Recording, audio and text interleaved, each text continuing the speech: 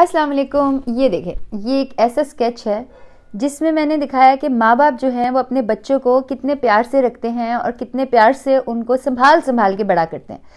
अच्छा, ये स्केच जब मैंने बनाया था तो डेफिनेटली मैं अपने घर में थी, अपने कमरे में थी, तो मैं तो नज़र नहीं आ रही हूँ, बट ये स्केच कैसे बना था ये आप ज़रूर देखिएगा और अगर पसंद आए तो इस तरह का स्केच बनाने की कोशिश कीजिएगा।